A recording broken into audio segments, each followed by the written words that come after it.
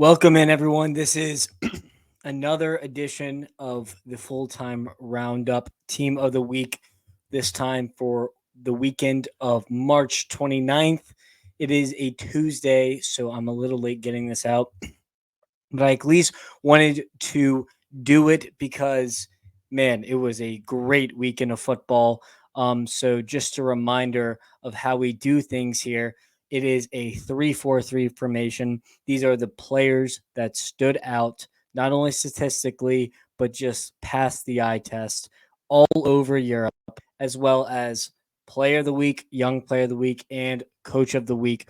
So let's go ahead and get started. Starting in goalkeeper, we have Zintner, the Mainz goalkeeper, who kept a clean sheet and had 9 saves, 9 against Leipzig. Leipzig had over 2 xG, and he is the reason they got a draw in this match. Starting at the left center back position, we have Ryerson. Ryerson put the nail in the coffin against Bayern Munich in the huge win that Dortmund had in Der Klassiker. They also kept a clean sheet. So this is going to be a common thing amongst our back line. With our center back, John Pacheco, the young Real Sociedad Spanish center back, kept a clean sheet against Alaves and also scored. I think it was his first goal for Real Sociedad. So good on John Pacheco, as he is a new player in the team of the week. On the right side, the legend, Sergio Ramos for Sevilla, scored the only goal in that game, kept a clean sheet, and it was the game winner. Sergio Ramos, one of the best center backs of all time. You have made it on the team of the week. Congratulations. Starting with the left side of midfield, Cole Palmer, the Chelsea, I guess you could say future legend, but the best player on Chelsea Football Club right now. He is just enjoying his football this year. I'd like to see him take the 10 jersey from Mudryk personally, but he had 2 goals in Chelsea's disgraceful game as they drew Burnley. But without Cole Palmer, they're probably losing this game, and they might be in the relegation zone without him this season. So he makes another edition of the team of the week. Ruben Loftus-Cheek, the AC Milan player, is enjoying a renaissance in Milan, and he added to his goal tally with now 6 goals on the season. I've always liked Ruben Loftus-Cheek. It just, can you get that consistency out of him week in, week out? And he has delivered since moving to the capital of Italy. The other midfielder, one of the most underrated signings and players of the Bundesliga season, Andrik, playing right next to Xhaka. He was beat out by Palacios for majority of the season, but he has completely stepped up in Palacios' absence and has been a great player, not only for Bayer Leverkusen, but he also got minutes for the Germany national team. And he had the pivotal goal in the comeback that was Bayer Leverkusen's win over Hoffenheim, scoring the first goal in the 88th minute to spurn on that last minute comeback.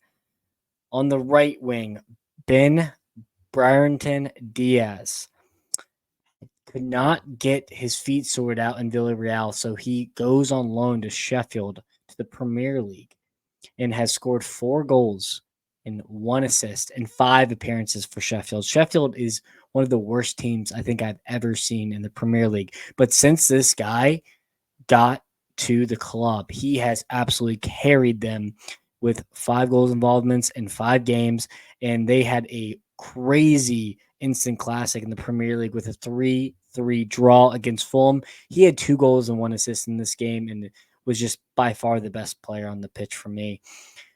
Starting at left wing, a striker, but he could play left wing if he wanted to, Alexander Isak, the Swede, scored 2 goals and had an assist in Newcastle's insane win over, who do they play? Completely forgot who they played. Oh, West Ham. They were down, and Isak single-handedly put Newcastle back in the game, and then Harvey Barnes finished off with 2 great goals to end it. Alexander Isak is one of the best players in the Premier League striker wise, and I love his game. He's all around great striker. But 2 goals and assists for him, uh, absolutely penciled in for the team of the week. Center of our striking trio is Artem Dubovnik, the Girona Ukrainian striker. He's been one of the best players in La Liga this season, the best striker, I'd say, definitely in La Liga. He added to his goal tally with another brace in this game. He is now tied on joint top goal scorer for La Liga. And I don't know if you're a betting man, but I would bet on this guy to take that uh, leading scorer for La Liga for the end of the season, because this guy is a baller and he might not be at Girona for very much longer. On the right, a new addition, Zagrova, the Kosovo international, plays for Lille. He had 2 magnificent goals in Lille's win on Friday. And I really like this player. I started watching him probably last year, and he's really come into his own this year. And so that's why I wanted to go ahead and throw him on the team of the week. Now we have the player of the week. That is Rodrigo. After a very, very slow start for Real Madrid this season, Rodrigo has caught fire. No Vinny, no problem. He scores a brace in this game and leads Real Madrid in a pivotal 2-0 win against Athletic Bilbao. Rodrigo, you keep balling out and we'll keep enjoying it. Young player of the week, Merlin Roll. Haven't watched too much of this player, but he scored the only goal in Freiburg's, or one of the goals in Freiburg's win, and he is a 20-year-old German center defenseman. I just was impressed with his stats, and not many youngsters stood out, so I wanted to give him a shot at Young Player of the Week. And then for Coach of the Week, we have Edin Terzic. This is a dagger in my heart because I absolutely cannot stand Terzic. But in the Klassiker, when you go to Allianz Arena, to Bayern's home turf, and you beat them for the first time in a decade against Thomas Tuchel and Bayern's men, that deserves a Coach of the Week. And Edin Terzic, you might have just bought yourself more time at Dortmund, and congratulations on the win. This is the full-time roundups team of the week, player of the week, young player of the week, coach of the week for March 29th.